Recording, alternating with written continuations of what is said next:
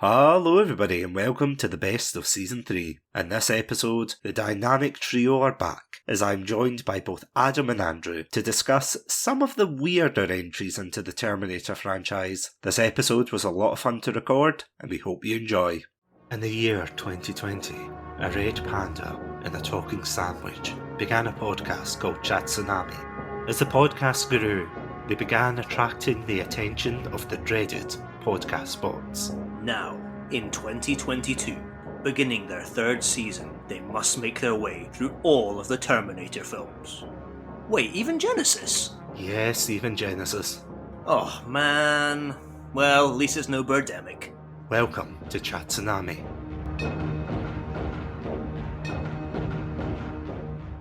Hello everybody and welcome to another episode of Chatsunami. I'm Chatsunami and joining me for the second episode of Terminator Month. Hello. It's good to be back. I really enjoyed last episode. And Adam, Adam, what are you doing? Sorry, I was just No, saying, what are you doing, Adam? I was just saying hello. What, you're just cutting in front of me, in front of this podcast. Do you call yourself a professional? No, I wasn't trying to cut in front. No, sorry. oh, good for you, not cutting in front of me. Oh, I'm sorry, Satsu. I was just trying to... You know what, Adam? We are done professionally after this. We are absolutely done professionally. Satsu, come on, man. No, we're done. That's it. I'm going out the door now. I'm going out. Oh, I was only saying hi. He'll be back. Hold on, I'm looking at the Red Panda lawyer. Right, okay, that reference is very dated. So yeah, we've got the go-ahead. I'm sure Christian Bale can laugh about it now. Did he not put out an apology right after to be like, sorry, please hire me? His apology is great because it starts with, this has been a terrible week for me. I started Salvation.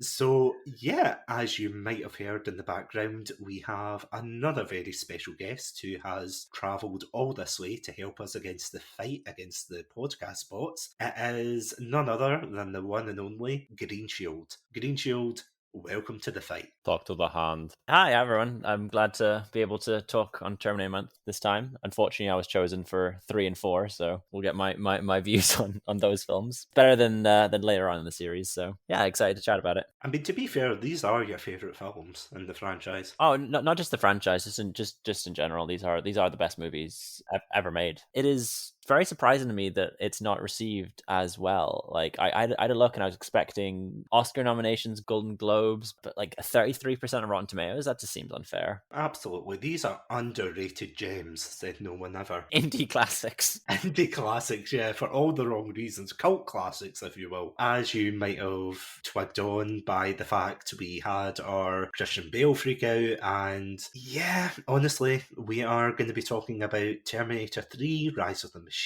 Why it had to have that subtitle, I don't know, but then we are also going to be talking about Terminator Salvation, which I feel old because I can't believe that these films came out in, is it right to say 2003 for Terminator 3, and 2009 was definitely Terminator Salvation? That is correct. Yep, that's correct for both of them, so yeah. Yeah. Way to feel old. In fairness, there is also a subtitle to Terminator 2. It's Judgment Day, so Terminator 3 wasn't the first one to a subtitle to its movie name. You've missed your chance to be in the last episode. Where's your time travel machine? I'm trying to slide into a chat about like Terminator 1 and 2. Like, here's my views on this. I hope you guys said this. No, the next episode's the reboots. No. Yeah, we're going to be talking about these rather, how to put it, very not underrated, probably middling films, because we all know that Genesis and Dark Fate, which is ones we're going to be talking about next week, they weren't really well received, but I'm quite curious to hear what your experiences with these films were before we dive in and cast our own judgment day on this, because I always remember watching, like I said this in the last episode, I remember watching the second Terminator film on TV. I knew the Terminator was like a popular franchise in the 80s, but I never really had much experience with it. And then I ended up, for some reason, I had Terminator 3 on DVD. And then I never really watched Salvation up until probably the last couple of years because I heard about the freak out and, how bad it was for the franchise. But going to you first, Adam, being the resident Terminator expert, what was your experiences with these films? So I saw both these films in cinema when they released. Probably between 2003 and 2009 was probably the peak of my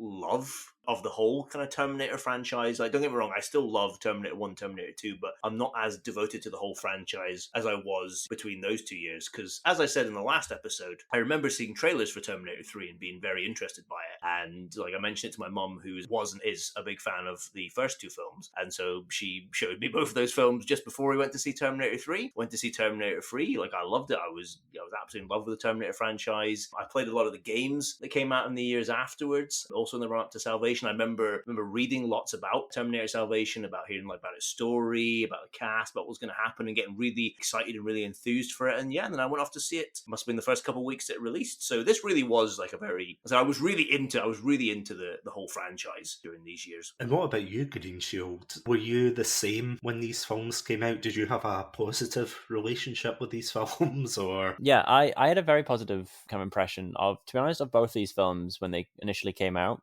I mean, I was very young when Terminator 3 came out. It was 2003, so I would have been just turning 8. And so I didn't see it at the cinema, but I did see it in the preceding years on syndication on TV. And so I'd seen Terminator 2 and then Terminator 3. There's a very good chance I watched 3 and then 2. And then I saw Salvation at the cinema, which is the first and only Terminator film that I've seen at the cinema. And then I went back and watched Terminator 1 many years later. Because Terminator 1 was an 18 in the UK, I wasn't old enough to watch it for a long time. Whereas all the other preceding films were lesser ratings, which is such a bizarre kind of thing to me, that the opening movie is rated more graphic than the preceding films, but it's not uncommon. But yeah, I'd watched Terminator 3 on TV, had enjoyed it, preferred Terminator 2 when I saw that, but was still pretty hyped to go see Terminator Salvation at the cinema, and was pretty happy with it when I saw it. Didn't have much context from not having seen the first film. I didn't know who Kyle Reese was. Yeah, I enjoyed it at the time. Going back now, it's a little bit different, but at the time, yeah, it was a good experience. How about yourself, Satsu? I watched these films at the time, and at least for Terminator 3, because as I said, I didn't watch Terminator Salvation until much later. I can't actually remember what year it was, but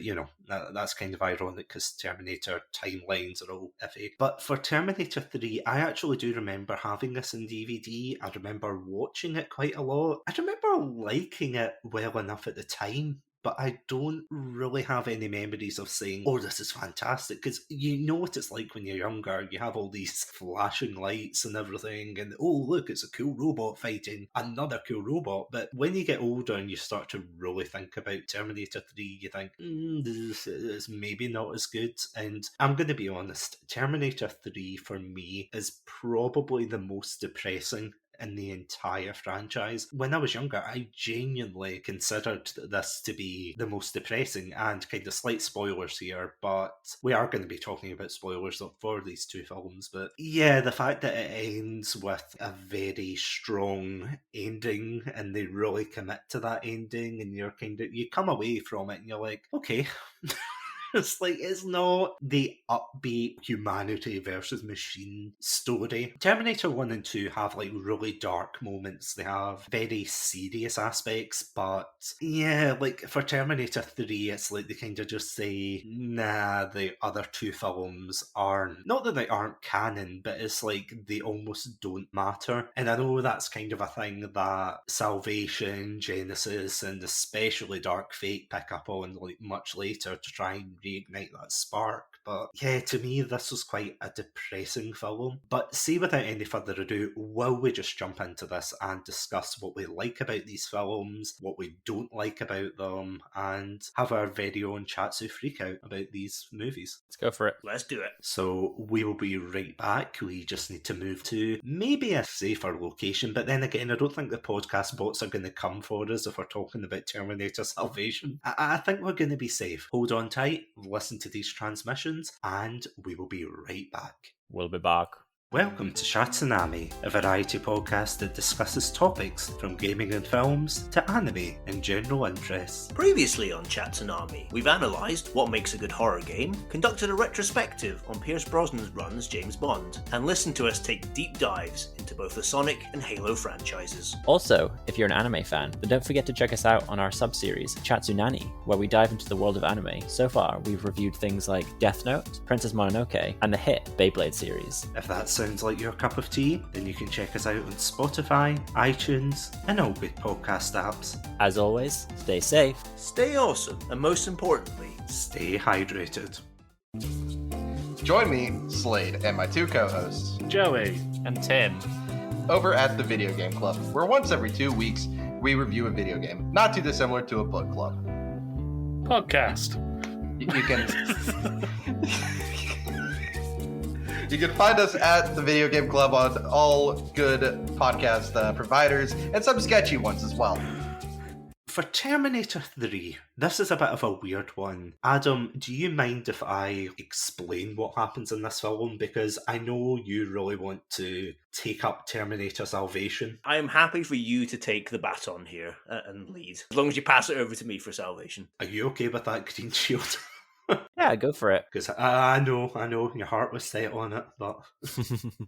Yeah, no, sorry, that's for Salvation. Terminator 3 is basically what would happen if you hated Terminator 1 and 2 and said, yeah, I didn't like the happy upbeat ending. I want to be as depressing as possible. Terminator 3 follows an adult John Connor living quite a mundane life off the grid, and he is doing his best to keep a low profile because he still has this nagging feeling that despite stopping Judgment Day, something's going to happen, and rightfully so. Eventually, we are introduced to the next bigger and badder Terminator, the TX, who is a female model of the Terminator line. Say in all honesty, say at this rate, Skynet is turning into Hasbro with the amount of like Terminators they're churning out here. It almost feels as if they're just like, okay, the T800 didn't work. Let's go for the T1000. T1000 didn't work. So we're going to go for this TX model, which is it's described as a Terminator.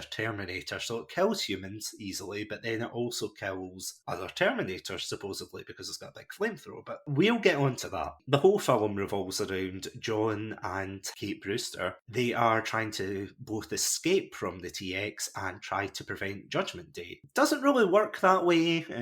And throughout the film, it is just like the usual cat and mouse chase. They're trying to stop this apocalyptic event, and no, that isn't a euphemism for this film. Yeah, that's as brief as I can be without going into massive spoilers, but I'm going to be honest, this film is probably, to me, and I'm curious to hear what you guys have to say about this, but this film to me kind of solidified that this was going to be a franchise. Even the intro is so bland and boring. What I thought was quite interesting is they have Arnold's name, as the Terminator before the title Terminator 3, but they don't even have Nick Stahl, who plays John Connor. They don't have his name before. They don't have any of the other actors before the title screen. They just have that name. They have the title Terminator 3 against a black screen, and then they have the whole monologue about, humanity's doomed, blah, blah, blah. It's very generic, and you kind of think, oh my god, this is going to be one of those films. But Greenshield, passing it on to you, what were your first impressions of the intro,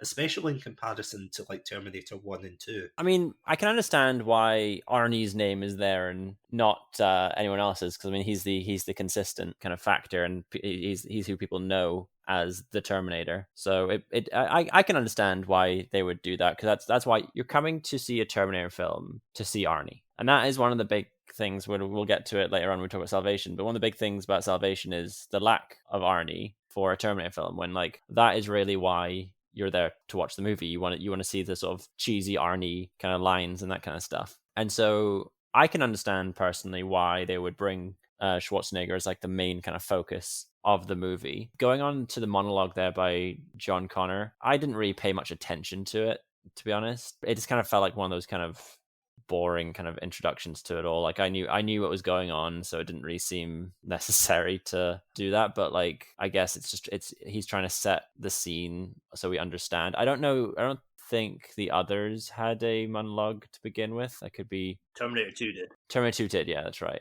Okay. Just to give you some context as well for my watching, I had actually, before Chatsunami had asked me to come on and do this, I had just watched Terminator 1, not for the first time, but for the first time in quite a while. And it was actually the first time that my partner had seen any of the Terminator films. She was kind of in and out, so she didn't see the entire thing, but what she saw, she enjoyed. And so after that, Chatsunami had asked for me to join in, so I then watched Terminator 2 so that my partner could watch that as well. She watched most of it, fell asleep during some of it, but enjoyed that, and so was down to watch the third one. And so we kind of got the kind of context to understand like how the series kind of progressed. And so you do get to see a big difference between each of the movies and the tone of the movie, how the series is progressing. And like I kind of just noticed just generally that what this movie is doing, and I don't want to kind of jump into it too soon before, like as an overall thought, but it seems to be trying to replicate the kind of cheesy 90s or late 80s action kind of quips and scenes and whatnot, but like dialed up. It's almost like a parody of itself, and it feels quite self-aware, which I feel is kind of the death of a franchise when that happens. So it certainly became like it dialed the cheesiness and the self-awareness up in like the introductory kind of scenes of the movie, with like looks to the camera and like glancing over and seeing like a sign, like signs, and reading out like amusing signs, that kind of stuff. But yeah, regarding sort of the title sequence and the monologue, what were your thoughts, Adam? I think it's only natural that this was going to happen. A third film was going to happen just because Terminator 2 made stupid amounts of money for the studio and everybody who was involved. So I think it was only natural they were going to try and desperately keep this franchise going, even though you could argue it's quite a natural. Terminator 2 is quite a natural end. But apparently as well, like James Cameron had been writing a potential script for a third Terminator film in the years after Terminator 2, but then he became involved in Titanic, and that turned out to be, pardon the pun, a Titanic effort in both like production and filming and then post-production. So I think he seemed to kind of lose interest in doing any kind of further Terminator films in the years after that. But you know, it seems like the rights were then sold to different film studios and different groups of people who tried desperately to get Cameron back on board, but he just wasn't interested. And it seems like a lot of the cast as well, like Linda Hamilton had no real interest in going back to this. Linda Hamilton, who played Sarah Connor in Terminator 1 and 2, she had no interest in going back to the Terminator franchise. And it looks like Arnie was very reluctant as well, until they paid him an exorbitant amount of money to go back. I think he spoke to James Cameron, and James Cameron told Arnie to just take the money and do it, because it was such a ridiculous fee they were offering to pay for him. So it kind of makes sense. And you know, maybe it was like studio, you know, cynical studio executives looking for money, but at the end of the day, like I think there was still a bit of room there, as much as it kind of had Terminator 2 in a natural ending. I do think there was some scope to do more with this franchise. Regarding the actual start of Terminator 3 itself, totally agree with what Greenshield is saying. Like, the reason Arnie's name is right at the front is, number one, because of the exorbitant amount of money they were paying him, and then number two as well, because if you're not maybe as deeply involved in the fan of the franchise as others, like, you'd come to see Arnie, because he was still a very big star at this time. He probably was a little bit on the decline. He obviously probably wasn't the box office draw he was in like the 80s and 90s, but he was still a giant star. Kind of makes sense to like promote the fact that he was on there. That's why his face, I think, is still the cover art for this film. It's not the best. I don't think the first probably 15 to 20 minutes of this film were great, to be honest. I think for me, it picks up after like in the 20-minute mark. I think it's a little bit kind of ponderous in the beginning, but I think the opening bits of the film do kind of okay in showing that like John Connor is this person who's just adrift and kind of like just floating, like with no direction anymore after like the events of Terminator 2, and it was going to be this big, he had this grand destiny to fulfill, but it looks like now, you know, he's got nowhere to go and he's no direction. And I think they originally had planned to really lean into that. Like there's a scene early on where he's sitting like over a bridge and like he drops a beer bottle into the water, and that's when it then cuts into like the kind of future timeline. But I think originally they were going to really like imply that he was considering committing suicide at that point. So I think they were going to lean into a very dark telling of this, but they decided to pull back from that. So it does what it does the first 15, 20 minutes. It kind of sets the stage. We see there's 2 Terminators that come back. John Connor's kind of aimless. We get introduced to Catherine Brewster. But I agree, it's nothing special, to be honest. It's nothing to really write about. But I think for me anyway, I think it picks up kind of after that 20-minute mark. Can I just say that is the weirdest advertisement for Budweiser? Are you depressed about your life? Yeah, I also know that because they were very deliberate about showing the label. I'm like, okay, so Budweiser. I did know. I was like, Budweiser has sponsored this movie because they're very clearly advertising it. But like, it is like, if I was Budweiser, I'd be like, wait, you've shoehorned in our product at what point in the movie? Because I mean, don't get me wrong, advertising in this series isn't new. Because I know in T2, I think Pepsi was one of the big ones when they're in like the arcade and everything, so it's not a new thing, but at the same time I totally agree with you guys. It is just like such a weird scene to be like, Budweiser, because when your life goes downhill you've got Budweiser, and yet like it sinks into like the sea of skulls. It's like very avant-garde. Do you know what it reminds me of? And this is my first Simpsons reference. It's like, that episode for Mr. Plow where Homer gets like a very artistic director to do his advert for his snow ploughing business, and it makes no sense whatsoever, and he turns around to his family and he's like, did you like it? And they're all just like, what was that? Yeah, it just feels as if it is just like, what? Why? But going off on that, we are introduced to a new model of Terminator, which is, as I said in the intro, known as the TX. This time it is a female model. Again, I'm very curious to hear what you guys have to say about this, because in the last episode I made a potentially hot point about how Terminator 2 seems to be the, no pun intended, the genesis of what the other films would become. And what I mean by that is the fact that in T2 we had the T-1000, which was a far superior Terminator. It could, shift into different people. It could change its arms into like knives and blades and things like that. It was a very interesting take at the time, but the further the films went on, the further they made the new Terminators really crazy with their abilities. I feel as if in T3 they definitely show that, because it could have been interesting. It could have been really interesting having like a female Terminator and seeing what they could do with that, but I don't want to go as far as to say they objectified her, but they weren't far off.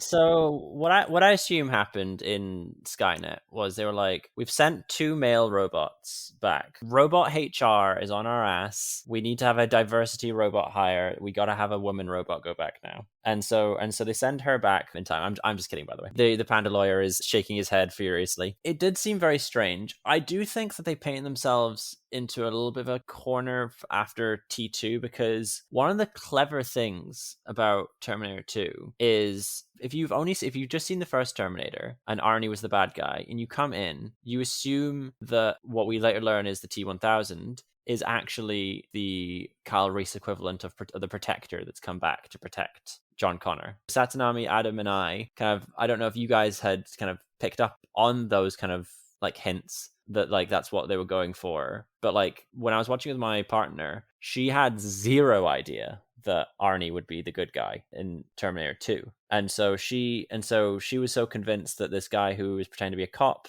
was going to be like the Protector and Arnie was the bad guy, and so she like was shocked when like the reveal. And I think it was such a so cleverly done, such a good social commentary and on police and whatnot, that when you got to Terminator 3, that Arnie is going to be the good guy. This girl, this female Terminator is like clearly bad news immediately. There's no kind of like, oh, which of the 2 of them are going to be the bad one this time kind of thing. It's like, immediately. And that's sort of, you can't lose a little bit of impact from that. And then, yeah, like it's almost comical how they deal with the female character, where she gets pulled over by a cop and inflates her breasts so that she can kind of like talk her way out of a ticket kind of thing. But she doesn't need to talk her way out, because she literally kills the guy in like yeah 1 second. Yeah, I think she kills him anyway. So I thought at the time, I was like, she's inflated her breasts, she's definitely just going to kill this guy. I don't know why they've included this scene. It was apparently an absolute pain to film as well, because the airbags wouldn't inflate properly. Oh my god. I'm just thinking back to like Terminator 1 and 2. Can you imagine if it was like He tried to do a male equivalent. What, like Arnie's biceps, like in play or Yeah. something? No, I'm Bulge like, just yeah, increased. bulge, yeah. Sarah Connor. Obviously, you wouldn't have that. So, like, why did you have to have yeah. There was so many weird choices that they sexualized this robot with as well, like identifying blood by licking it. Yeah. Did you see the face she makes? I made this exact note. Sorry to jump in, but I made this exact note that she makes like an orgasm face when she identifies John Connor's blood. I was like, what? Why would they include that in her programming? One of the things, I was watching another reviewer for this, and again, he pointed out the same thing, but he said, can you imagine, again, going back to Terminator 1 and 2, but can you imagine if they did the exact same thing? Like, Sarah Connor, yes, that's me who's speaking. Yeah, no, it's just he looks at them and goes, oh! Like, it's just, you're completely right, Greenshield. It's completely unnecessary why they do those things. And I mean, I know obviously there is that hint of, like, you know, showing off the naked Terminators in, like, the first one when they arrive, but they never linger on it, if that makes sense. Like, don't get me wrong, they do it in the third one. I'm gonna, like, backtrack a wee bit, because they do it when Arnie comes in and he goes into the, it's not a strip club, but you know, the bar. Yes, yeah, the ladies' night. Ladies' night. Yeah, and it, like, oh, I hate the pan where he like sees like all the women kind of around and then scans to the side and sees the sign that says ladies' night. I was like, oh, that's so cheesy. Like, I get like that's kind of what the franchise is. That's what Arnold Schwarzenegger movies kind of are. There's a lot of that in his movies, but like it did just feel like so different in like its tone, how it's filmed than Terminator 2 was. It doesn't get any better though as well, because the minute he walks up to the stage and the stripper's on stage and he begins interacting with the stripper, I was like, wow, you can tell this is an early 2000s film. From the way that stripper is portrayed, I was like, woof. This has not aged well in any way. The very gay-coded stripper. Flamboyant. It was very uncomfortable viewing. Should we talk about Arnie in this film? In the first one, as we know, like, he premieres as like a emotionless robot, and he makes such an impact in that role. And even in the second one, although he goes through this journey of finding his, ironically enough, his humanity as a robot. I mean, that was an interesting thing that they did with that character. In this one, though, they decide that he's gonna be a little bit different. And Adam, correct me if I'm wrong, but is this not like and it is so unnecessary, it's like the T850? Yeah, it's like a slightly updated version of, as you say, the original T800s that were in Terminator 1 and 2, but it's still an obsolete design since we've got a TX now. Because we made a joke about this in like the last episode where we talked about our idea for a Netflix show called The Skynet Scientists. And basically what that was was the fact that there must be Skynet scientists working behind the scenes making all of these like terrible decisions. Like what you were saying, Greenshield, about Skynet HR just being like, right, okay, the T800 didn't work. We're going to send the liquidy T1000. Okay, that didn't work. Let's send a female one back into, you know. But like, okay, but like, I get the robots will want to like improve on the previous model because it didn't work. But like, humanity was pretty fortunate that it didn't work. Like, you could have just sent one back again, or sent two of them, and like they would have won. Can I just say, I love how like it's made quite clear in the first Terminator film that like Carl Reese makes a point of like the humans are on the brink of winning, and this is like a last desperate move by the machines to try and win by sending the T800 back. You then get a T1000, then there's a TX. It must have been like a fucking conga line of these things like, to go right as the humans are like just about to win. It's like, right, go, like they're jumping out of an airplane or something. Like, it seems this infinite supply. Yeah, it's like the war zone of the future. I'm sure time travel's pretty tricky, but like, does it require so much power that you can only send one at a time? Like, why couldn't they send multiple? Because I think, and this is probably explained very deeply in the lore, I think it's because two naked cyborgs would feel uncomfortable with one another travelling back in time. So they thought, nah, one at a time.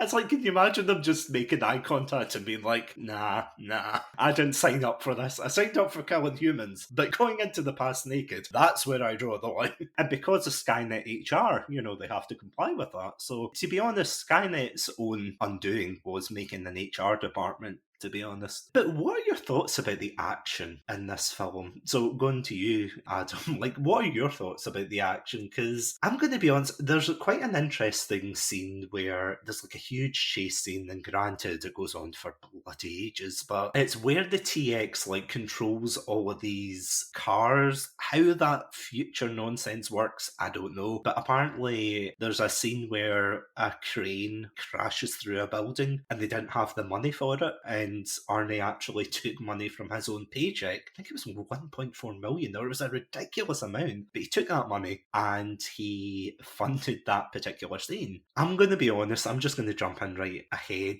I do not like the action for this. It feels very like this film when it came out was a 12A, so basically anyone who's 12 years old and up, or anyone under the ages of 12 with adult supervision, they can watch this film. Other than one scene where the TX like puts a hand through like the chest of a guy, which I thought was quite creative, that is the only time you think, Jesus Christ, this is like crazy. Because the rest of it is like a lot of throwing. There's a lot of weird shaky cam. See, whenever something's hit, like there's a lot of weird shaky cam as if the cameraman gets like a fright, like, oh my god. It's just, it's all very PG and very light in comparison to like Terminator 1 and 2 especially. But sorry, Adam, going to you first of all. What did you think of this in comparison? I would tend to agree with you. I think outside of the chase scene, I agree the chase scene is too long, but I think I still quite like the chase scene. I still think it's got like some kind of crunchy action to it. So I quite enjoy that, but there's not really much else. I agree. And I think there's a couple of issues for reasons why the action doesn't work as well in this film. And number one, like, I think this is a point obviously where they started to rely much more on CGI, and it's just some of it looks just bad. The fights between the TX and T850 are just horrible. They're horrible in every way because they're stupid. The CGI doesn't look good anymore. And I love how this film is determined to let you know how heavy these Terminators are, because anytime they hit anything, they smash through like walls, they smash through floors. The filmmakers want you to know these are heavy things. Like, and I get it, but really it gets ridiculous. And there's a point as well where like, there's one point that had me in hysterics where like the TX like picks Arnie up by like his balls and like just starts walking him through walls. It was the stupidest thing I've ever seen, but I thought it was hysterical. Yeah, even when something's heavy, you still need like some velocity to get through a wall. You don't just walk through it like they did. I did find that a bit silly, and like fell down and just like crashed through these tiles on the floor. I'm like, those tiles must be made of like absolute glass. Like that's terrible. It's so stupid, especially because like I love like the fight between the T1000 and the T800 in Terminator 2 in the steel mill, because like you can tell these are like machines that hitting each other, but like it's done in a way that it's not like T1000 throws a T800 and he crashes through like the industrial machinery around, but it's still done so well, but it just went over the top with this. And I think this film, Terminator 3, also, it relies too much on trying to replicate some of the action scenes from Terminator 2. And Terminator 2 worked so well because it took the series in a new direction, and it was very fresh and very exciting. The action scenes kind of reflected that, but Terminator 3 tries to like replicate those, especially the scene where Arnie comes out with the coffin on his shoulder and like sort of shooting up the police like cars. It's basically a very poor imitation of the scene from Terminator 2 where he does that. You're just like, I've seen this done better, and it just falls flat. So I think those are the real issues for the action for me. It just doesn't work as well. And I do have to laugh that anytime a human gets thrown by the Terminator, they get like launched like an American football hundreds of yards and like smash into things, but are still okay. Can we just talk about that, some of the editing decisions? Like, as I said before, you've got that thing where not only are the Terminator, see, this is what annoys me, the fact that the Terminators no longer terminate, they throw people like across the room, and it's like, oh my god, you have a metal arm, drive it through their face, there you go, you've won the war, Skynet. But no, they have to, like, as you said, throw them across the room, and whenever they hit people, the camera shakes, it does this weird in and out thing. It's really annoying. But the one thing, it just reminded me, Adam, when you brought up the particular scene, which is actually on the back of the box, I think, for the DVD, where he comes out of there and there's like this weird slow motion as if it's like auditioning to be a K-drama or something. There's just like all of these moments where it's just slow-mo for for the sake of slow-mo, if that makes sense. Like, did you notice that, Greenshield? I didn't notice that as such, no, but I can gather that that probably was being overdone based on how they were kind of treating a lot of the cinematography in the movie. That was a very sort of mid-2000s action film trope. I feel like slow-mo was very prevalent in a lot of those. As you say, there was it was pointless slow-mo as well. It made literally no sense. It's like between that and Die Another Day, they're like pointless slow-mo. I think they were competing with one another at the time. It's interesting that, just going back to the action kind of thing, that car chase did go on for a very long time. It caused my partner, she noted that, like, she was like, you know what, I don't think I like the car chase scenes. They go on for too long. And I was like, do you mean like this movie or generally? She's like, this movie, but also generally. It was funny that you should mention that the car chasing went on so long, because it's what Taylor had noted as being her getting a bit bored with the movie during that point. She actually really enjoyed the movie. It was her favorite of all the ones we've seen. She did note that John Connor is very cute. I thought that he looked weird personally. I said, what, this Seth Green motherfucker? There is actually a reason for this, and this is something we were talking about before we started recording, but apparently Edward Furlong, who was the original John Connor in Terminator 2, the child actor, he was supposed to reprise his role, but due to, I think it was around 2001, 2002, roughly before they started filming, apparently it was because of alleged substance abuse and everything, and the controversy around that the studio dropped him. So therefore they had to go to Nick Stahl, who, is just another one of these actors on the revolving door of John Connor actors. I don't know, Adam, see, would you say like there's more Terminator models than actors for John Connor in this franchise? They're certainly running close in parallel for the number of times that John Connor has been cast as different people. Like, yeah, I don't know. Like, I don't really know much about Nick Stahl. I have to admit, like, I don't think I've really ever seen him in anything else. Like, I don't really speak to his general acting ability. I think he's okay in this film. I don't know, like, I think somebody could have done it better. I do think, and I do think he does struggle a little bit, but I don't think it's like, I don't think he stands out as like horrible, like in comparison to Multi. I don't feel he's like, you're like, oh, everything else is great, but oh my god, Nick Stahl. It's difficult to say who is the best John Connor. Like, I think my favorite is like the adult version in Terminator 2. Like, you know, he only appears in like for like a couple of seconds, but he's probably my favorite because he looks. That's an insane comment, Adam. That's not an insane comment. He looks the coolest. Here's my thing, right? Okay, like John Connor is like almost this mythical. It's supposed to be this mythical figure, and that's what he is in the first Terminator film. And here's the thing about mythical figures: like the more you see them, like the less mythical they become. I almost feel like the Terminator franchise shows too much of John Connor at points. It'd be better, I think, if they just like he was a secondary character. To be honest, I think they get a little bit too obsessed. You never see him; everyone just references him. That way, then he can stay mythical. Like the more you see him, the more you're like, oh yeah, I remember when he was like drinking some Budweiser, and then he like crashed his bike. That's not what mythical figures do. Yeah, I get that. I understand that to a point, that it is one of those things where John Connor is kind of elevated to being this kind of mythical status. You hear about it like from Terminator 1, hearing about how great he is, and then like constantly being told in Terminator 2 that this young John Connor will grow up to be someone who's so important. But then you get to Terminator 3 where he's an adult and you kind of expect him to at least look the part, which he currently doesn't. What I can see what they're trying to go for, that he's still a bit of a dweeb. Like he's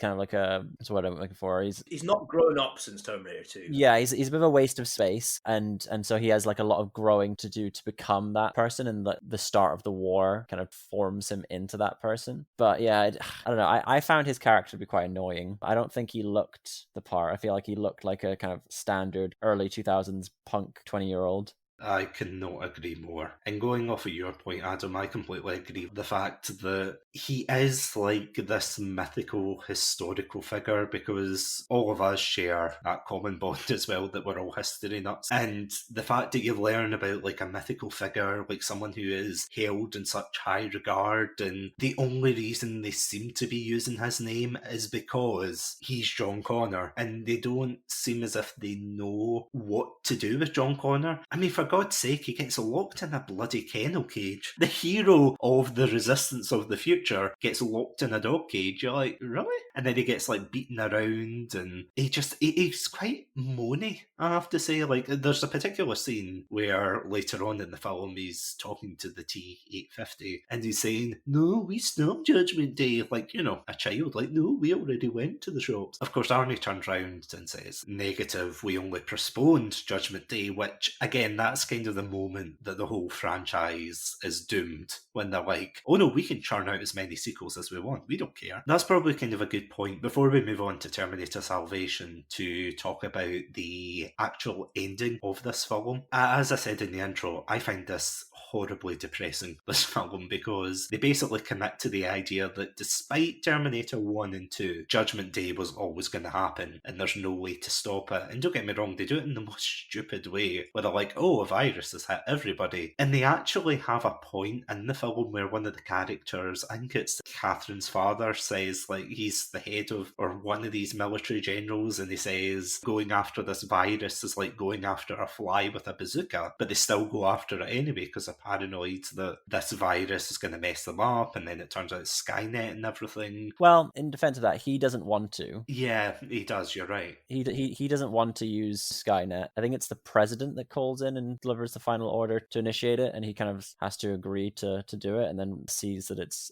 failed. I actually almost wish the whole film had revolved around Catherine Brewster's father and the decision to, like, launch Skynet. To me, anyway, I find that a more interesting thing, like, if they built that up and you could have some, like, good, like, political commentary and social commentary things in there. But maybe that's just me, but I actually almost would have preferred the film to, like, focus on that. It would have been interesting for sure. I don't think it would have drawn in the audiences. That's true. It would have been very different, in fairness. But yeah, would have been like some sort of Manchurian Candidate, like spy thriller kind of thing. So you wouldn't get any talk to the hand scenes or anything. I mean, why bother? You could have still put that in there. Mr. President.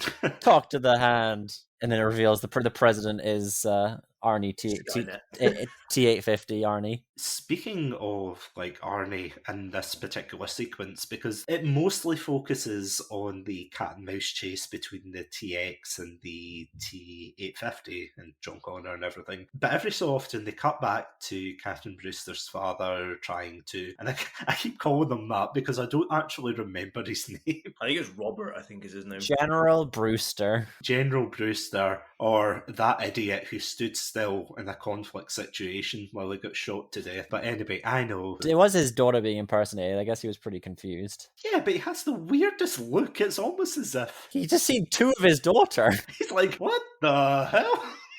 Yeah, no, I think the movie makes a lot of bizarre choices, but I feel like that was probably pretty justified. I would also be looking pretty, like, baffled if two of my daughter arrived. Yeah, but he gives, like, a Mark Wahlberg the happening face. He's like, what? No! But do you know the deleted scene for this? Like, the reason the T-800s look the way they do? Sergeant Candy. That's the the one one. you're talking about? Yep, that's the one. Do you know about this, Greenshield? No, is there like someone who, like, looks like Arnold Schwarzenegger in the army that they modeled them after? Mm-hmm. Yep, the very same. And they don't even give him his Austrian accent. They give him, like, the most southern drawl possible. There's a great bit in that. So yeah, like, Arnie's talking and it's like, "Hi, I'm Sergeant Candy," like doing that. And then they're like, "God, can we change the voice?" And then the scientist goes on, "We can change that." And it's like Arnie's voice, like, dubbed over it. I thought it was pretty funny anyway. It definitely goes, like, with the comedic tone in comparison, but I mean, that's the thing. This film tries to make a lot of comedic moments, and then at the very end they're like, oh, by the way, all your loved ones are dead, and so are 3 billion people. Judgment Day. Da da da da da. I identified a bunch of things that I was like, of bizarre choices that the film made. One was when the TX is going around killing all the future military important people. One of the people she kills is a fast food worker. Said fast food worker is wearing his full name on a name tag. Have you ever seen someone at a job who has both their first and last name on a name tag? That is inviting trouble.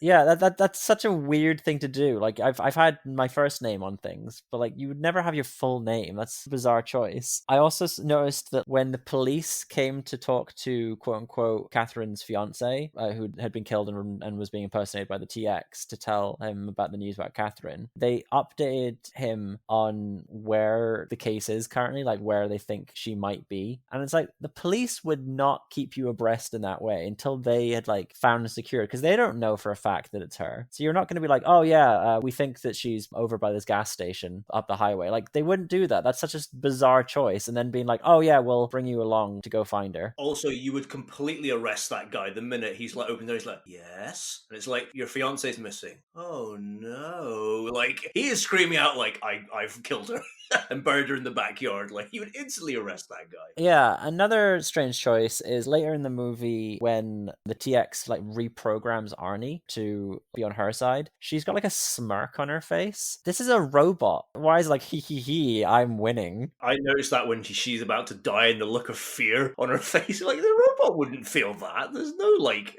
ability to understand. No, I get that. In that regard, there's probably a desire to like keep going. Because I mean, the T-1000 in the first movie shows signs of fear and like, and when it goes into the lava, it's like writhing in like agony and pain. Oh, you know what? Fair point. I retract my statement then. That's all fine. Next point, John Connor saying to Catherine Brewster at one point, when Catherine Brewster picks up a gun and shoots down this like drone, "You remind me of my mother." Knowing that he is later going to marry her is the creepiest thing you could say. Yeah, there's no justification for that. I remember thinking, what? If anyone has like mummy issues, though, it's John Connor. It's because I'm like, this guy clearly has fucking mummy issues after all the shit he's been through. So then John and Catherine get to this like secret bunker place before they know it's a bunker, when they think that they're still going to shut down Skynet. They enter the bunker area, and like to check the coast is clear, John just fires a machine gun into the room. And I was like, what are you checking here? What is that going to do? If any like bad things there, it's just going to alert them to you being around there. And like if there are like people there, you might have just shot like people who could help you. So like I thought that was such a weird decision. Maybe you guys think like, oh no, that's a legit thing to do because he was checking to see if there's any booby traps. But like, I know what you do when you need to check something. Yeah. If I go into a room, I like just start firing a gun into the air. I'm like, it's all clear. It's like that Simpson episode where Homer gets the gun and uses it to like turn off the lights and the TV and stuff. It's like, why are you using this gun to like check around? Like, use your eyes. He fired it just like directly forward. It wasn't like he couldn't just see what was in front of him. And then this isn't a criticism. It was just something that made me laugh a lot, was when initially like the TX crashes a helicopter into the bunker to like chase after them. And then Arnie crashes a second helicopter in there. When the second helicopter came in, like I was just crying with laughter because it's just very funny. For one thing, how did Arnie know where they were? He wasn't abreast to like where this location was. He'll search his databases. He'll know where Crystal Peak is. I guess maybe. Yeah, it was so weird, but it was just very funny when one helicopter crashes, then a second helicopter crashes in. I thought that was very funny. That's like video game logic. Like you can't actually just safely land a helicopter. It has to like either get shot down or has to crash. Yeah, I don't think I've ever seen a helicopter land before. I think it's Wait, helicopters land? What? in a ball of fire. So just before we move on to like the next film, is there any closing points that you want to say about this film? Adam Greenshield, this is your chance to either defend or ridicule this film for one last time. Do you want to go first, Greenshield, or? Yeah, I'll jump in just quickly. I don't have the same kind of vitriol towards this as Chatsunami and potentially Adam as well. I noted a lot of the things that were wrong with the movie and I didn't like, but I think it's still a fun action film. I think there's still fun to be had there. I saw it coming. I mean, I'd seen the film before. It was a very long time ago, but I saw it coming with the reveal at the end that it wasn't, in fact, a facility to close down Skynet and it was like a safety bunker. But like, I still thought that was a clever reveal that they did that. And my partner, she reacted like appropriately for that. And she thought, oh my goodness, what, like that's devastating for them. It's very clever kind of thing. And the fact that you could see that there was like a presidential podium kind of thing for the president to give his declaration speech in time of war. I do think that there was quite a few things that make this a fun action movie. It has enough in it that it makes it like a decent like Terminator film. I do think it is the weakest of the trilogy, but it is certainly stronger than those that come after it. And so I don't think it's a terrible movie. I think it is a very watchable, fun action romp. What are your thoughts, Adam? So I do think it's the weakest of the trilogy, of the original trilogy. I actually like this film quite a lot. Again, it's not perfect. Like there's a lot of flaws in it, but I still really enjoy it, to be honest. I actually have a lot of fun watching this. I actually ended up watching this film twice yesterday, the day before recording. I really do like this film. I think it's a fairly good action film. I think it's a fairly good Terminator film as well. And I have to say, like, I love the ending to this film. I genuinely think it was such a brave decision, and I think it was the right decision, and I think it's great. Like, I love that they committed to that. You know, if this was to have been the end of the Terminator franchise, I think it was actually been a perfect ending. Been perfect just to have rounded it all out. And we ultimately know what's going to happen, but I think it would have been a lovely kind of perfect sort of little bow on the end of it. But my only big criticism of this film is I almost wish it had leaned far more into just the kind of nihilism and bleakness. I think it's just a little bit tonally, it can be a bit all over the place sometimes. Although I do think there are some actually genuinely funny moments in this. Like, I think Arnie has some great lines, like the one where he picks up John Connor and he's like, "Anger is better than despair," really got a good laugh out of me, than some of the other ones as well. So I do generally like this film. Like, it's not a patch on Terminator 1 or Terminator 2 for me, but yeah, I'm with you, Rachel. I actually do like this film. I think it's a lot of fun. And on your point about the ending, I also agree. I think it's a really good transition into what will happen in this world that we don't necessarily need to see, but we know from context of Terminator 1 what happens. Because I think in Terminator 1, it's revealed that humans are about to win. Yeah. And so in a desperate attempt, the machines have sent back the T-800 to stop John Connor from being born. And so that context clue suggests that, yes, there will be this apocalypse happening, but we will come out of it and likely win in this kind of cycle. I don't like the end bit with John Connor speaking into the radio. I feel because he's still kind of like muttering under his breath, and he's like, "Yeah, I'm in charge now." That should have been the point, I think, where they should have pushed that this was the guy who was going to lead the resistance, that was like the strong figure. I think they should have done a bit more with John Connor during the film to turn him into, because if this was to be the last film, which we know now it's not, but if this was to be the last film in the series, it's rounded off that John Connor is now this strong figure that can then lead the resistance. And like, he goes to the radio and you can barely hear what he says, and he's like muttering, and like I think the guy on the other end's like, who's that? Speak up. It's like, yeah, you're not the only one. If he properly stated who he was, and like that he's in a position to know how to deal with this threat, and like how he will lead everyone, and like you could give like a fun kind of speech, the kind of thing like you see in, we're going to talk about Salvation in a second, but like in Salvation, John Connor gives these like podcasts where he gives these like little brave speeches, these radio broadcasts, and like if he'd given something along those lines in this, then I think it would have been much better. Throwing back to Adam, if you have any opinion on that before we throw it then to Satsu. I completely agree that, like, I think that was a misstep at the end there. Like, just you saying that about the lines that like Christian Bale does as John Connor in Terminator. Like, if the end line in Terminator 3 had been something like, they're like, who's there? Is like, "I'm John Connor, you're the resistance," would have been such a great line to just end with, you know, and then we don't even need to really worry about the kind of ending monologue. You know, that would have just been the perfect, like, this is the start of the war against Skynet now. So yeah, I completely agree. No, those are some fantastic points, to be fair.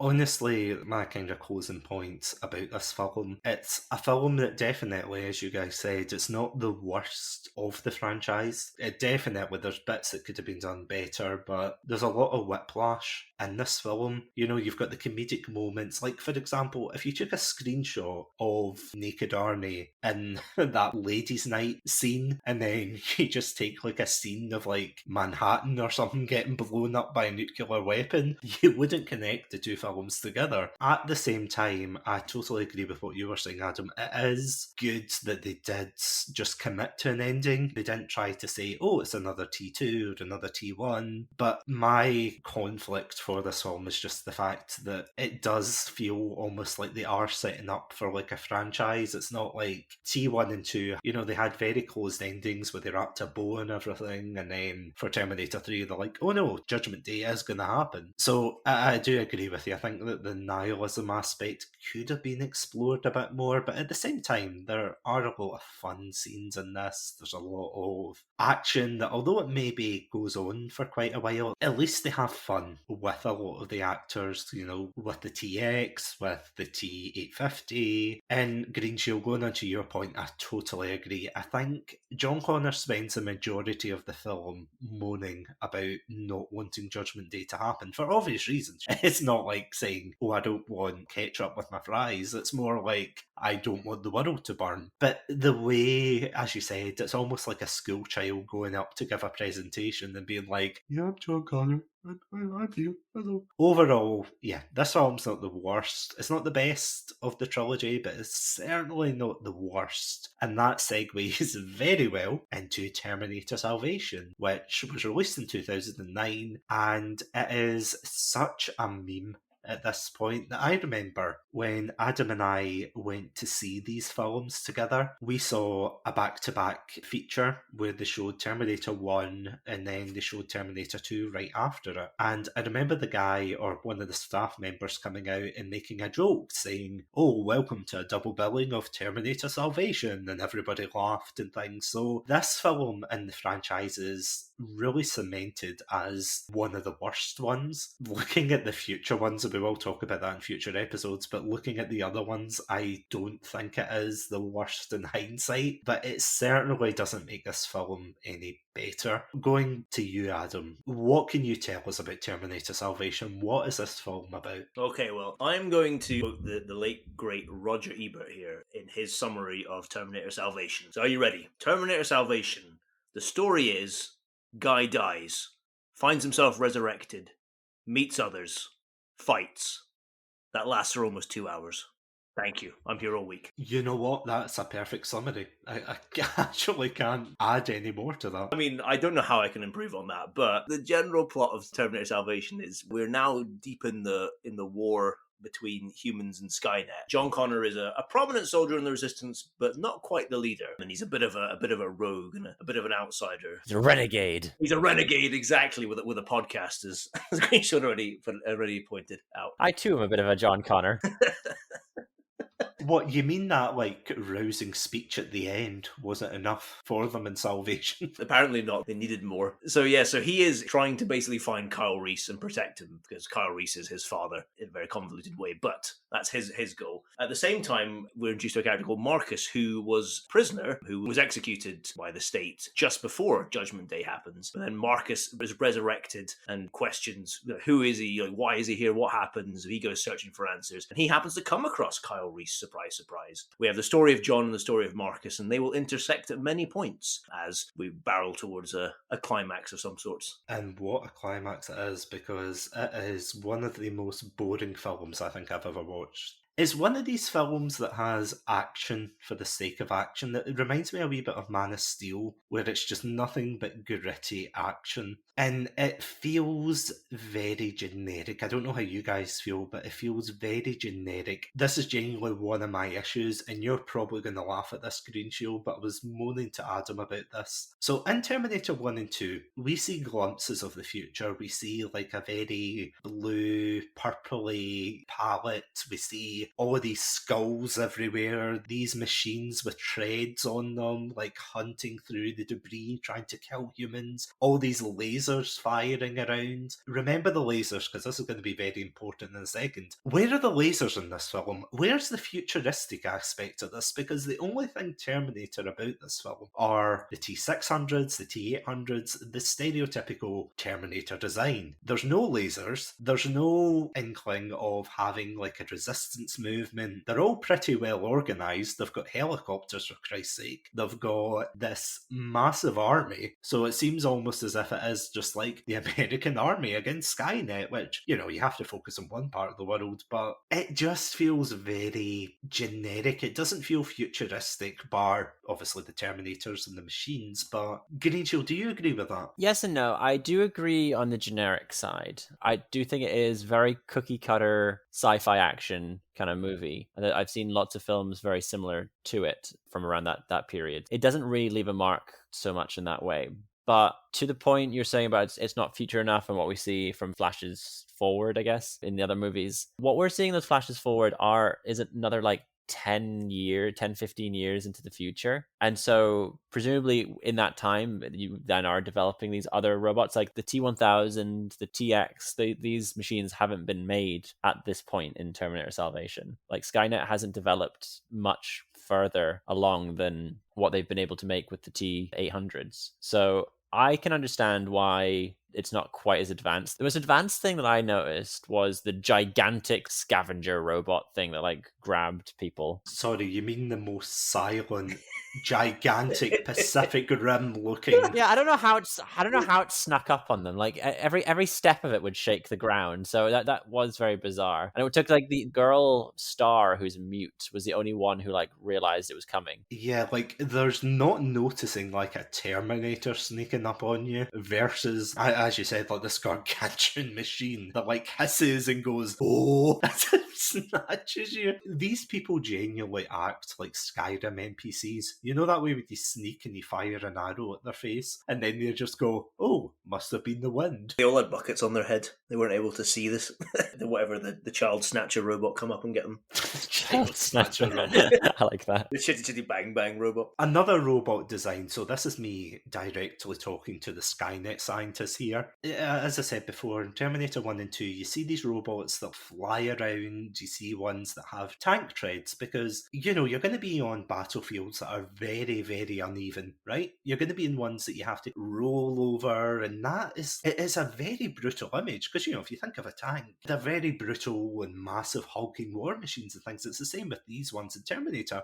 Apologies for the profanity, skip 5 seconds. But why the fuck do they have motorcycles in the future where there's skulls everywhere? Presumably the infrastructure of the roads are even worse in this film than they are in the future. Like, why do they have motorcycles? What idiot at Skynet was like, we need motorcycles? My guess is because they're like sleek and fast, but I mean, you could also have like a drone do the same job, so I'm not quite sure why the motorcycles are a thing. Can I pick up on your point there, Satsu? And I agree with everything you said about the bikes. Why also does Skynet have water snakes? What was the deal with them, and who also put them in that water as well? How did they get there? Did they wriggle in there? Did someone go drop them into this like presumably like a pond? I was like, all right, maybe they're there to like find things like the submarine. I'm like, okay, that makes sense. But they're all in like shallow water. They're all in like rivers. What are they looking for? People having a good like summer day, just like frolicking in the water, like, ha, got him. Do you think someone watched a documentary before they filmed this about, you know how people go in the water and, you know, Amazonian rainforests and things like that, and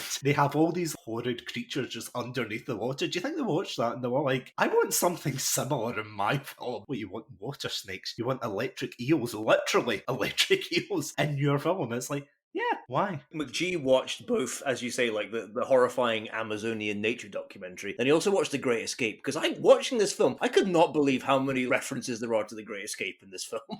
It was made me laugh how many times things are referenced, scenes are parodied, like, it was just astounding. The motorcycle jump. There's the bit where John Connor, like, you know, he strings the wire across and, like, knocks the Terminator motorbike. That's taken from The Great Escape. There's a bit where somebody climbs up a fence to get away and is, like, gunned down. There's so many of them, I couldn't believe it. I do think, with your point about the motorbikes as well, why do they design the motorbikes in such a way that should a human reprogram it, it could also ride it pretty easily like a regular motorbike? Like what? Like it doesn't need to be built in a way that's rideable. Should have like a giant spike on a saddle or something. Yeah, some like an anti-pigeon spikes kind of thing. Oh, too spiky. Oh, I can't lead the resistance now. It's uncomfortable. Speaking of like leading the resistance, can we go back to Christian Bale, who of course plays John Connor, and the fact there is absolutely no need for him in this film? Like we kind of alluded to it when we were talking about Terminator 3 and how John Connor should have been like a secondary character. In this film, he absolutely needed to be a secondary character, but for some reason, it's like one person writing a story and then someone who's written fan fiction of the same property trying to insert their story. Because I know there's like behind the scenes stuff of, is it right in saying that Christian Bale wanted like a bigger role in this film and they refused to do it unless he was? That might be. I don't know that story, but that might be true. Because I think they certainly were at points in production planning for John Connor to be a much more secondary character. So that might explain why he's given much more prominence. I think as well, like the minute you hire like an act like this, Christian Bale he still is a very big actor, but he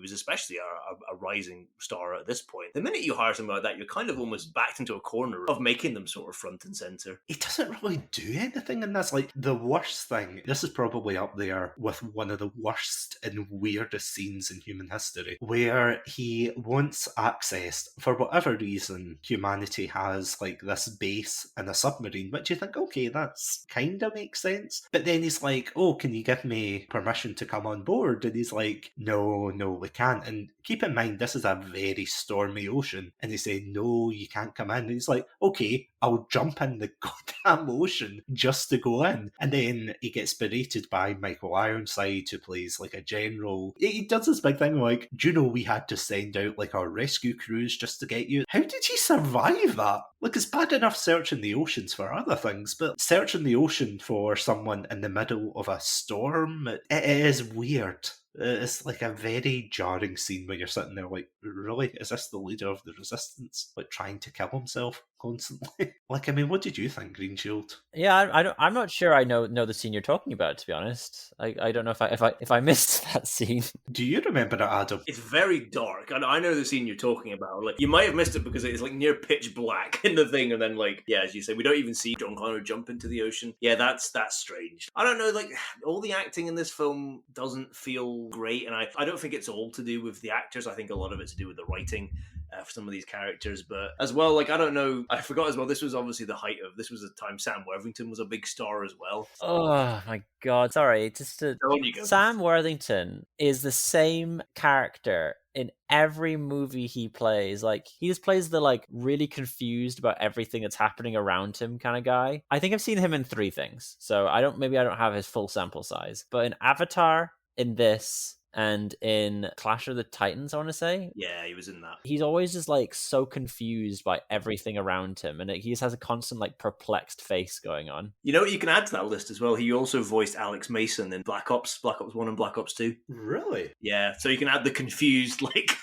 confused thing as well there for the first game. But yeah, I don't want to be mean to Sam Worthington, but I'm kind of with Greenshields. I don't think he's a particularly good actor, and I do have to laugh that his American accent like is constantly dropping out at points throughout the film. Where's he from? He's from Australia, I think, or maybe New Zealand. I think it's Australia. There's so many Australian and New Zealand actors in Hollywood, and I didn't realize. Yeah, I know they're taking over. They're like the Skynet version of actors. They've infiltrated Hollywood. They have. Oh my god! But yeah, like, I think as well the Marcus character is kind of confusing as well because we're given very little time to like. It's right at the beginning, and we're given very little time to be like, okay, sympathize with this guy, and I'm like, but why? He doesn't seem like a very nice person. It's like, no, sympathize with him. Trust me, it's important later. And then like, yeah, then Helena Bonham Carter shows up for 2 minutes, and I found that first scene very uncomfortable between the two of them. I did not enjoy watching that scene in the prison cell. But then, yeah, I did have to like how we had like the credits rolled over this man getting executed. I was like, wow, this is this doesn't feel like a great scene either. Yeah, and then the whole thing of when he comes up and then he turns out he's a robot, and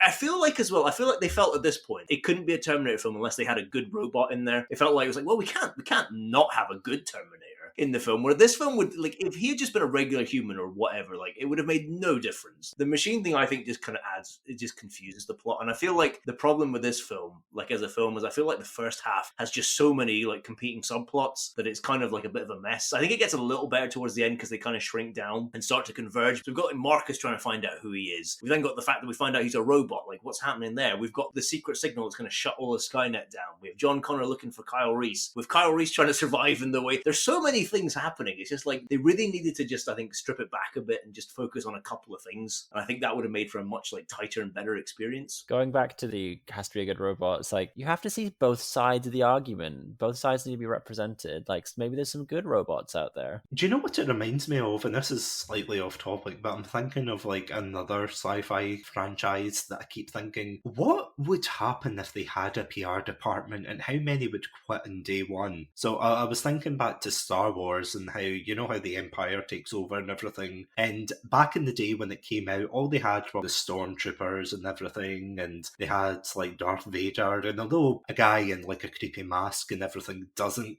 give the best impression, you thought, okay, maybe they can like spin that into some kind of propaganda of, oh, we're just doing this to protect you. And then in later iterations of Star Wars, they bring in things called Inquisitors, who are like these, you know, like clothed in dark clothing. They've got like bright red lightsabers, and you're like, being PR people for them is a nightmare. So I can't imagine being like PR for Skynet to be like, oh yes, our Terminators are doing this for humanity. Because I actually looked this up. I looked up why Skynet did what it did, why it wiped out humanity. And apparently it changes per film. Like, I think the first two was it was scared of being turned off and it was doing it for the betterment of humanity. And then somebody said, I don't know how true this is, but I'm sure someone said that in Terminator Salvation, they felt guilty or something about taking over humanity. So that's why they were trying to create like hybrids and things. And that's where the whole Marcus thing comes in. The Marcus thing, as you were saying, like the Marcus thing, it's there's just too much going on. And that's the thing though, because in Terminator 2, and I know I keep going back to Terminator 1 and 2, but in Terminator 2, the fact that the T-800 was trying to explore his humanity was interesting, because you want to know why. Because he was a robot, he had no humanity to begin with, and by the end of it, when he's getting lowered down, he realises like why John Connor was crying, why Linda Hamilton felt the way she did. In this one, it's like, oh, Marcus is trying to find his humanity, and it's like, he's already a human. A bad human at that, but, you know, like, there was no reason for him going all Wizard of Oz at the end and giving John Connor his heart, you know? Oh my god, another film it references. Yeah. It does the Shawshank Redemption early on, where Marcus, like, crawls out, like, covered in mud in the rain and just goes, just screaming for some reason. But The first day I met Marcus, I knew he was a robot.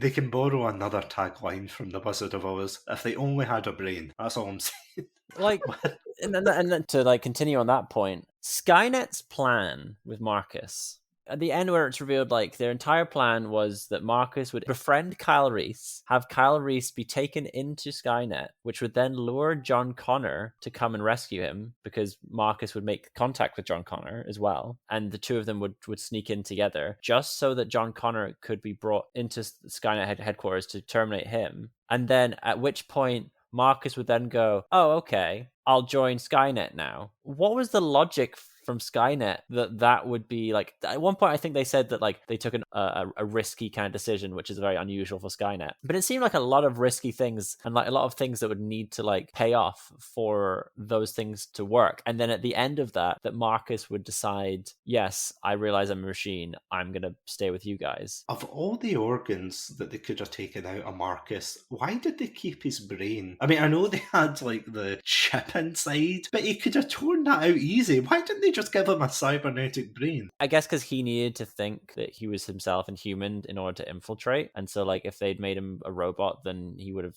not been able to infiltrate as well. Skynet loves the drama. That's the way I look at all of this. Skynet wants to do this in the most dramatic way possible. Because the thing that makes the most sense is, okay, the minute that the child snatcher robot gets hold of Kyle and recognizes that it's Kyle, it's holding in its hand, it should just crush him in his hand, and that would Skynet would win, because John Connor wouldn't exist anymore. But because Skynet wants to be dramatic, they had to put this whole plan together. This is clearly like a higher up's like, right, I've made this whole plan, and they're like, oh, but we could just kill Kyle. No, that's just phase 1 of the plan. Okay, we're gonna move to phase 2 after that, and it's gonna be great. It's gonna be great, guys. Okay, maybe you guys can explain this to me, because there's like a paradox I feel here where, why does Skynet know at this point that Kyle Reese and John Connor are important? Why are they searching for Kyle Reese and John Connor? John Connor is not the leader of the Resistance. He does the podcast, I guess. He does the radio broadcast to like motivate everyone. So I could guess that might be important. But how would they know that Kyle Reese is significant to him at this point? Because they've not gone back in time. That is a truly excellent point, Greenshield, because Skynet doesn't know who, in Terminator, they don't know who John's father is. They know who his mother is, but that is an excellent point. There's no, it's a plot hole. So in Terminator 3, this virus that they end up using Skynet to combat, that was released by the TX, correct? Did the TX start that virus? Oh, is that what she does with the phone? I think that's where the virus comes from that they that they're protecting. I guess that virus might contain the information or like what she knows to tell Skynet about those kind of things. That's the only way I could think that like how Skynet knows the significance of John Connor and Kyle Reese. It's very bizarre that they would know at that point the significance of them. I have no answer because it makes no sense. No, you're right, because they do blow up the human command center, don't they? with the submarine. Yeah. Where they launch a huge torpedo into it, and you're like, well, okay, that's humanity destroyed. The head's cut off, haha. But no, they have like this foresight to be like, oh, we know the future, so they become less a thinking binary machine to more, I don't know, fortune tellers at this point. To be like, oh, we calculated this. It's like, there's no way you would pick out John Connor. As you said, he's relatively high up. Like, he's not a commander, he's not the member of like any council or anything. He's just John Connor, captain, commander, whatever rank he is, lieutenant. I don't know, Adam, do you remember? Oh, general, major, lieutenant, private. Pick anyone. That one. General pain in the ass, yeah. This film is honestly, it's all over the place. It's one of these films that, and again, going back to what you were saying, Greenshield, about not remembering that scene, there is a lot of moments, I have to admit, where I remember I was watching it and I was like, I don't remember that happening. You know, like with the Terminator motorcycles, with the child catcher robot, with the submarine as well. But I remembered that scene of him jumping in, but it's just so hard to see a lot of things in this film. It is a very dark film. It is hard to see anything. I actually did remember a fair chunk of this movie. Like the child catching robot, I remembered. I think because it reminded me of like the War of the Worlds kind of thing, which always frightened me as a child. I remember the motorcycles just purely because I remembered the like tripwire thing that he does and how how John Connor steals one of them. And like there's certain things that I remembered wrong. Like I thought that the CGI Arnie was in it for like longer. At the end, I thought it was like a really long fight, but he's in it for like a minute or so, and then they like melt off his like Arnie skin, presumably because the CGI that which just looked awful. It looked like human Shrek from Shrek 2. The CGI was awful, so I assume it cost a lot and it looked bad. So they were like, all right, well, we'll have it melt off pretty quickly. So we'll have a very quick reference. And it's bad because it just further cements the fact like, oh, you didn't actually get Arnie for this movie. Why bother referencing him? Well, is it correct in saying that after Terminator 3, that's when he ran for the governor? He was governor at the point of this film was released. For good reasons, that's why he wasn't in the film. But then again, I could imagine him saying, I don't want to be in this film. And then they're like, what about this money? Yeah, no, he'd still say no. I think just a little bit more on CGI Arnie there as well. I think what makes it extra bad is that I think actually one good thing about this film, I'd say, is that it actually uses quite a lot of practical effects, which I think is actually quite good and lends like a bit of realism towards it. But it makes CGI Arnie and that whole fight at the end just look extra ridiculous. And for me, it kind of borders into the territory again of like the T-850 and the TX fight. It's just these machines like throwing each other around, like smashing through things. It just looks stupid. I do think that the T-800s, like walking around, look brilliant. That is done so well. I don't know if they're CG or if they're practical effects or what, but like compare that to like the stop motion that they did for the T-800 in Terminator 1. It looks so sleek. I think that's certainly a positive towards it. It looks really good. I don't know if either of you ever been to Universal Studios and been to the Terminator kind of experience there. R.I.P. They shut it down now. It's gone, yeah. Oh, that's a shame. That was really fun. The robot in that were very akin to those in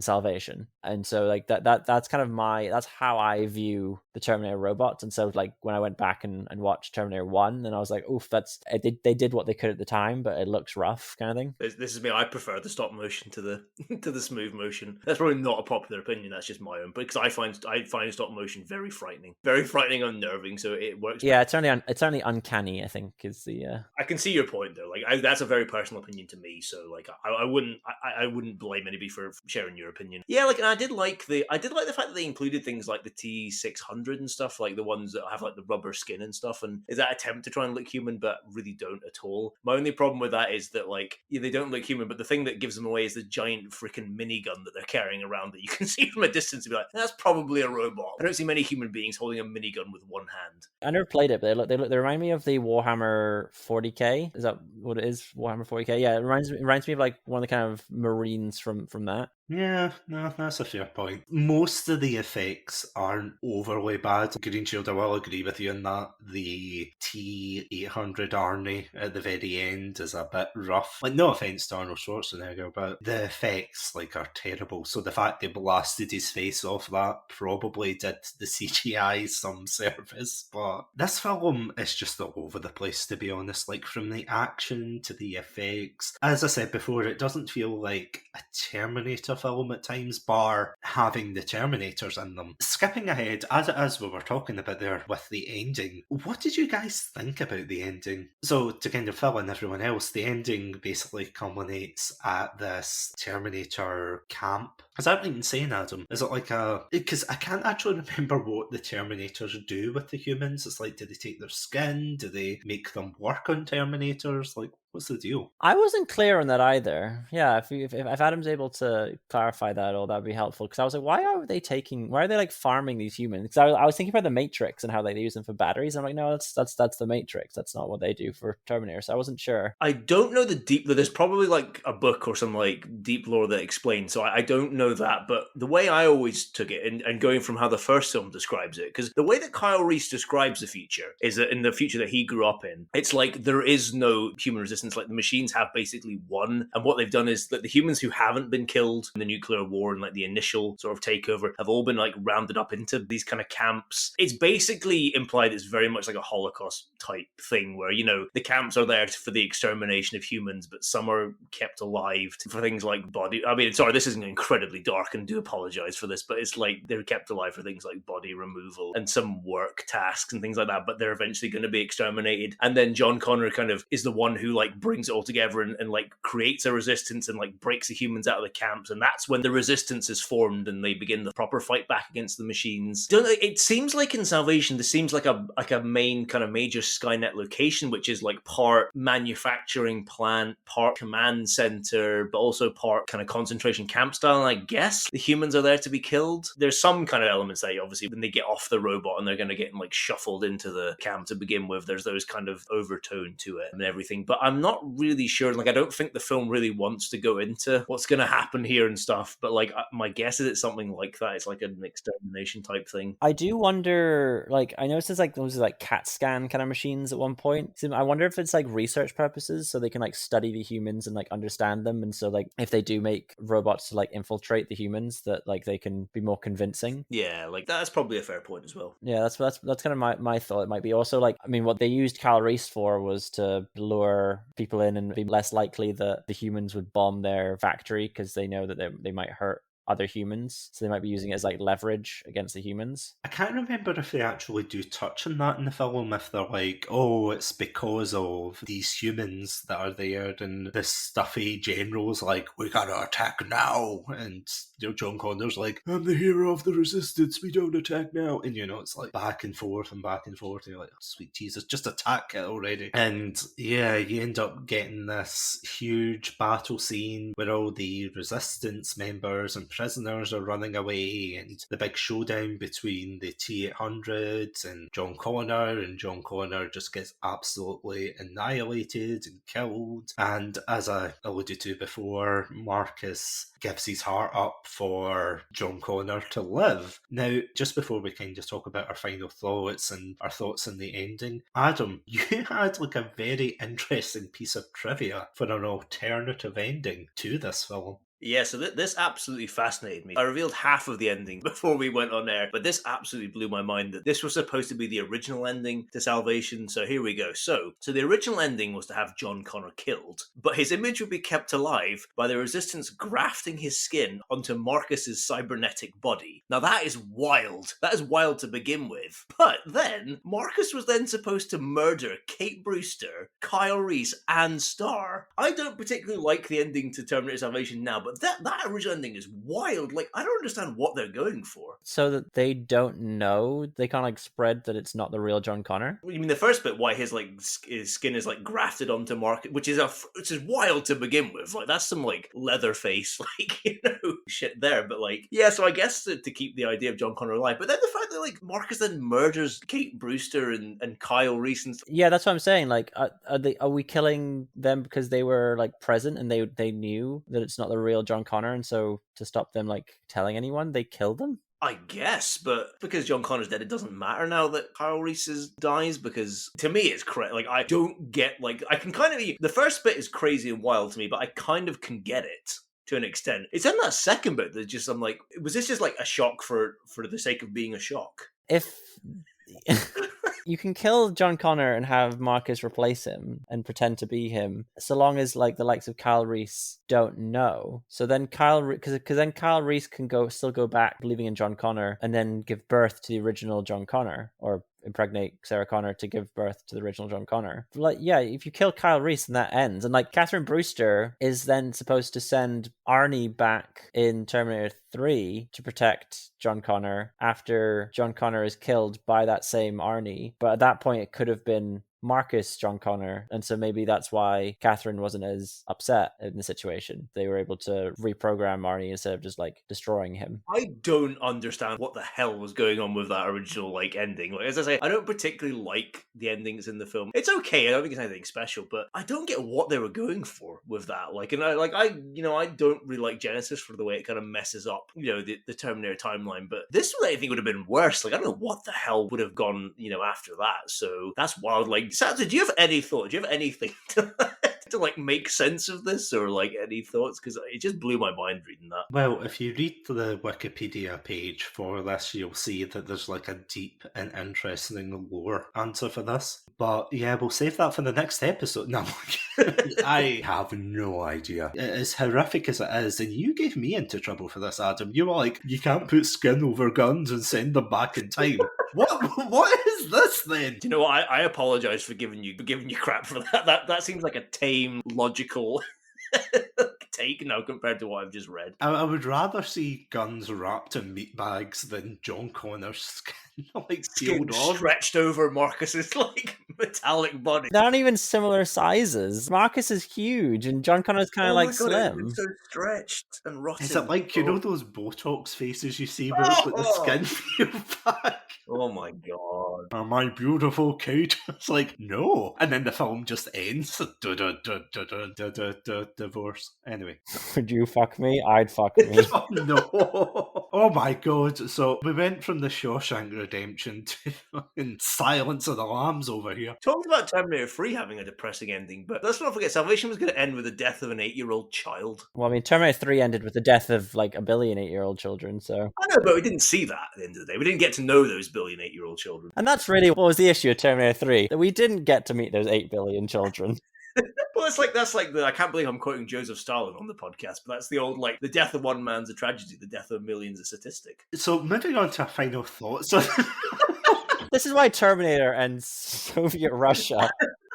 Yeah, Adam, what are your final thoughts on this film before you get us cancelled? I know, I do apologise for that. Yeah, my thoughts on Salvation as a whole, like, I kind of have similar thoughts on Salvation as I have on the Doom film. That I think if you strip off the kind of Terminator name and the Terminator imagery from this, I think it's like a average to just below average, like, sci-fi action film. Like, it's not great, but I don't think it's terrible, and I think you can have some fun and some enjoyment watching it. But as somebody especially who really loves the first Terminator film, what really annoys me about this film is the way it messes with that. There's no laser guns. It's all just regular guns. This isn't like a resistance movement anymore. This is like a conventional war now, basically, between the humans and the machines. Kyle Reese has moved from being this PTSD kid who's grown up in, like, the most horrific circumstances to almost like a kind of plucky wastelander just getting by in the post-apocalyptic world. We have a T-800 introduced far too early on when it's supposed to be like something right at the end of the war. It's coming far too early in. There's too much in here that irritates me and messes with, especially at a time when we're not into the stage yet where the films were starting to rewrite timeline and everything. This was still very much supposed to be a continuation of that original timeline, so the fact that it's messing with all that stuff annoys me. But yeah, so like, strip off the Terminator imagery, I think it's fine. I think it's fine as a film. Like, I think it's a bit messy, there's a bit too much going on, but it's passable, certainly. But with all the Terminator imagery and lore and what it does, like, it's just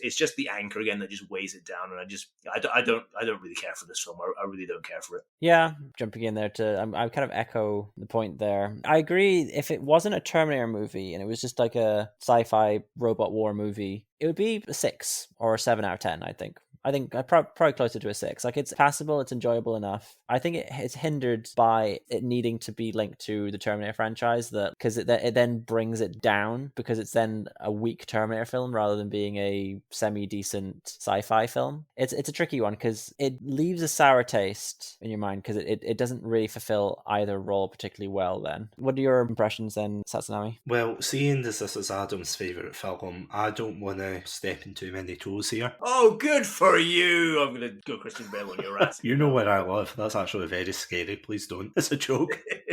Jokes aside, though, going back to a point that was made earlier there, when you look at this film as a continuation of the original films, I actually don't think, it's a good point, I don't think this was meant to be like a reboot. Even though technically there are rebooty elements of it, there's not anything that would, completely disregard 1 to 3. And I actually remember when this film came out, they packaged all 4 films together as a quadrilogy, which I think was actually the first time I ever heard that word. I was like, what the hell is a quadrilogy? And you look at it and you go, oh, a quadrilogy. It seemed weird to include that. I know, Simpsons reference, but it is weird to consider this was a continuation and of the same, both universe and of the same caliber as Terminator 1, 2, and begrudgingly is 3. So, yeah, they were trying to cling on to, it's a staple of this franchise, they were trying to cling on to the past. And I think, personally for me, I think this is why they went the direction they did with Genesis and Dark Fate, where they tried to completely reboot the entire franchise. Yeah, we will talk about that next week, to be honest. We are running out of time to talk about Genesis and thingy, but... These movies, 1 to 3, lean very heavily on the time travel element with the sci-fi, whereas Salvation doesn't include that at all. There's the awareness of time travel with the likes of needing to rescue Kyle Reese so that he can travel back in time and be with Sarah Connor. But without that, without Arnie, you are left with a very bland sci-fi story that has been kind of done to death in many ways with regards to a fighting against either an alien or robot kind of uprising kind of thing. So yeah, I think that's really what Salvation lacks, that time travel interest. And I've not seen Genesis or Dark Fate. I assume both of those involve time travel. I know that that doesn't rescue them from what I've heard, that they're both not very good movies, but I think Salvation is very unique and unfortunate in that it's relying entirely on this sci-fi robot war story that isn't particularly interesting, because the time travel aspect is what makes a lot of the Terminator films quite interesting. I think the main issue, and this will be my final point, don't worry, but I feel as if the issue, the more these films go on, is in the first film, it was a killer machine that completely could not be stopped. As Kyle Reese says in the film, he says it can't be bargained with, it can't be stopped, it can't be destroyed, it can't be killed, and all of that. In Terminator 2, as I've said before, and I know this is a point I always say, but it does feel as if that was the time where they did start to pluck these tropes, because it's such a good film. They plucked certain tropes we have to have bigger and badder Terminators, and we have to have this kind of machine-on-machine action. The fact that the T-800 is punching the T-1000, they're having a big brawl, that was cool to see. But when you get to Terminator 3 and you get the TX and everything, you're like, oh god, this is just so dull, and it just seems over the top. And then when you get to Terminator Salvation, it's almost as if they said, right, we're going to have a Blue Peter contest, and all these kids are going to draw their favourite robots, and we're going to try to incorporate it in any way we can. So that's why you've got the motorcycle one, you've got the electric eels, you've got the child catcher robot, you've got all of these elements that should be a relatively good story, but there's no direction. See, after the original trilogy, Judgment Day happened. This is something I am going to talk about in future episodes, but the long and short of it is, I think they made a terrible mistake by placing so much emphasis on John Connor as a pivotal character, because at the end of the day, there's a whole world out there being dominated by Skynet. There's a whole vast world, and there's loads of stories they could have brought in, but at the end of the day, they have this narrow view of, let's focus on John Connor, even even though in this film he has nothing to do. And the crux of it is John Connor's marketable. You could say Sarah Connor, John Connor, Kyle Reese. These are characters that you know. So to throw these into like such a generic action film and say, oh yeah, do you remember these characters? Then you think that's not enough to save this film. And again, I'm going to point this out before we finish up, but this isn't the worst. I don't know. I wouldn't say, after watching Genesis and Dark Fate, this is probably the most boring, I would say. Like, Adam, would you agree with this in Greenshield as well? But would you agree that this isn't the worst one, I would say, but it's certainly the most boring out of all of them? That's maybe fair. I mean, I've yet to see Dark Fate, so I will reserve judgment until I've seen that one. But I would probably agree with you that I think Genesis is worse, but slightly more interesting.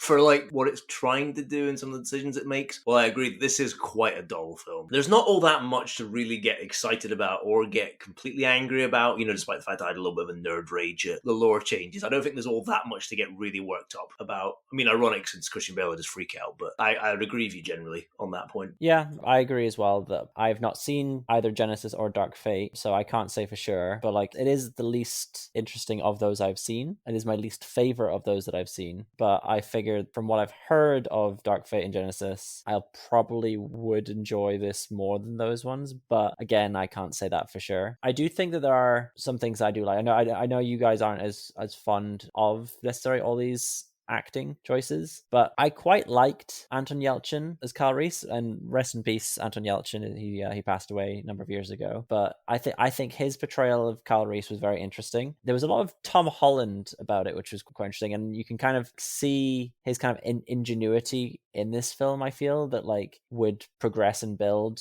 to what he becomes as he grows up and is then sent back in time. Which I assume is another like 5 to 10 years from this point. So I do think that was good. Christian Bale as John Connor is okay. I don't think he's bad. I like him, I think, more, to be honest, than I do Nick Stahl. But yeah, and one of my least favorite was Bryce Dallas Howard as Catherine Brewster. I thought she was dreadful. Claire Danes was much better, and I would have preferred if they kept her on, but it would have been weird if only she returned. She's not given much to do, I think, is the issue with Bryce Dallas Howard as well. Like, that character is really quite underwritten, to be honest. She's just there, yeah. It feels as if she's just there to be like, oh look, John's married. It's like, okay. Yeah, like surprise face constantly. Remember Terminator 3? Remember when Arnie got grabbed by the balls and walked through a wall? And they had to zoom up on his expression, yeah. Do you know what the worst thing about this is? Like, the fact that we thought that these two films were the worst that the Terminator franchise could ever be. Because this is a thing I personally thought before I entered the age of the reboots with Genesis and Dark Fate. I genuinely thought that the worst Terminators could ever be were Terminator 3 and Salvation. I thought that was the worst it could ever go. Nothing could top that. And unfortunately, we got a fate far darker, pardon the pun. Da-da-da-da-da. And yeah, on that note, Greenshield, thank you so much for joining us in both our crusade against the podcast bots and talking about these films again. Yeah, actually, this is the first episode you've been on for season 3, so welcome back to season 3 of Chatsunami. Oh, thank you. Yeah, it's lovely to be back. I love it. And is this the first non-cartoon episode I've been on? It might actually It could be. How exciting. Aren't you thrilled it was for Terminator 3 and Salvation? Oh, so happy I was chosen for these movies. You're in the big leagues now. Next week we're going to be talking about Doom and Doom Eternal. Nah, that's for another episode. But thank you all so much for listening. As always, stay safe, stay awesome, stay hydrated, and prepare for the worst.